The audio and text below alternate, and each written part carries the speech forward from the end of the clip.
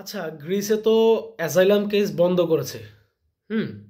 আমি তো গত একটা ভিডিও দিয়েছিলাম যে 5 দেশের নাগরিক যারা হচ্ছে তুর্কি থেকে আইসা গ্রিসে অ্যাসাইলাম কেস মারবে, হ্যাঁ, কিংবা অ্যাসাইলাম কেস মেরেছে, তাদের কেসগুলো এক এক করে রিজেক্ট করা হবে।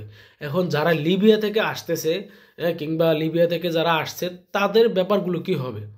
কিংবা অন্যান্য ইউরোপ হচ্ছে নন সেনজেন দেশগুলো থেকে যারা গ্রিসে আসছে, তাদের ব্যাপারগুলো, তাদের অ্যাসাইলাম কেস কি হবে? দেখেন, গ্রিসে কিন্তু এক এক করে দুঃসংবাদে হচ্ছে অবৈধ অভিবাসীদেরকে তারা দিচ্ছে, ঘোষণা দিচ্ছে, এক এক এক এক করে দুঃসংবাদ দিচ্ছে।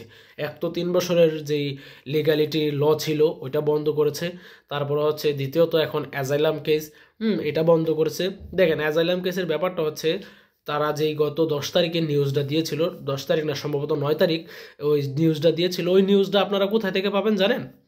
news.gr, ওই ওয়েবসাইট যদি আপনারা ভিজিট করেন তাহলে ওই ওয়েবসাইট থেকে আপনারা বিশেষ করে অভিবাসী যেই নিয়ম নীতি আছে ওইখান থেকে আপনারা জানতে পারবেন। তা আমাকে অনেকে বলে আপনি কোথায় থেকে জানেন? আমি ভাই ওই news.gr থেকে নিজে রিড করি, তারপর হচ্ছে আপনাদের কাছে আমি ব্যাপারটা শেয়ার করি।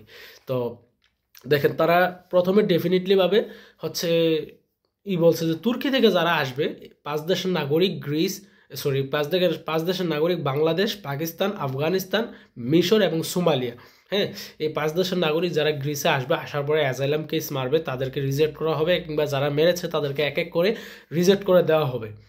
এবং কি তাদের আপন আপন দেশে ডিপোর্ট করা হবে। দেখেন, প্রথম তারা ডেফিনেটলিভাবে তুরস্ক থেকে আসার কথা উল্লেখ করেছে। এখন গত 11 এপ্রিল এবং কি 12 এপ্রিল গ্রিস সরকার মিচুতাকিস হচ্ছে উনি ইতালিতে ভ্রমণে গিয়েছেন। ওইখানে 5 দেশের প্রেসিডেন্ট ছিল। ওই দেশ, ইতালিতে অবৈধ অভিবাসী মন্ত্রণালয়ে, ওই 5 দেশের অভিবাসী মন্ত্রণালয়ে তারা 5 দেশের প্রেসিডেন্ট সিদ্ধান্ত নিয়েছে যে বর্তমানে যারা অ্যাজাইলাম কেস মারবে তাদের সবাইকে হচ্ছে রিফিউজ করা হবে এবং কি আপন আপন দেশে ডিপোর্ট করা হবে।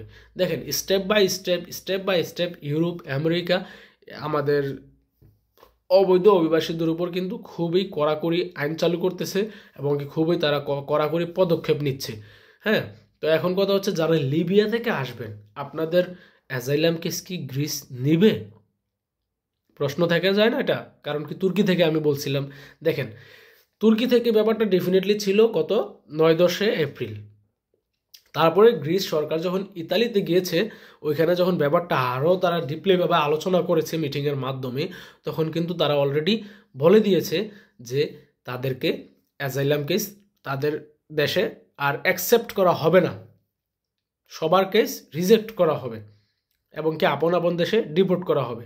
তো যেহেতু ডেফিনেটলি তুর্কি থেকে বলছিল, পরে যেহেতু আবার তারা ইউরোপ ইউনিয়নের একটা 5 দেশের প্রধানমন্ত্রী যখন একসাথে একটা মিটিং করেছে, তার মানে এই হচ্ছে যে যেহেতু আমি বাংলাদেশি নাগরিক, আমি বাংলাদেশিদেরকে নিয়ে কথা বলবো, তার মানে এই হচ্ছে যে আপনি লিবিয়া থেকে আসেন কিংবা তুর্কি থেকে আসেন কিংবা আদার্স কান্ট্রি থেকে আসেন, আপনি আসার পরে যদি অ্যাজাইলাম সিকার হিসাবে আপনি তাদের দেশে আশ্রয় নেন, তাহলে আপনারটাও ওই তাদের মতামত, যেই ফলাফল আসছে, মতামতের তাদের মিটিংয়ের যে আলোচনার ভিত্তিতে যেই ফলাফল আসছে যে কেস রিজেক্ট করা হবে, ডিপোর্ট করা হবে, আপনিও কিন্তু যেখান থেকে আসেন না কেন আপনি ওই মতামতের ভিতরেই পড়বেন, কিংবা তাদের ওই সিদ্ধান্তের উপরেই, ওই সিদ্ধান্তের মধ্যে হচ্ছে আপনি হচ্ছে থাকবেন।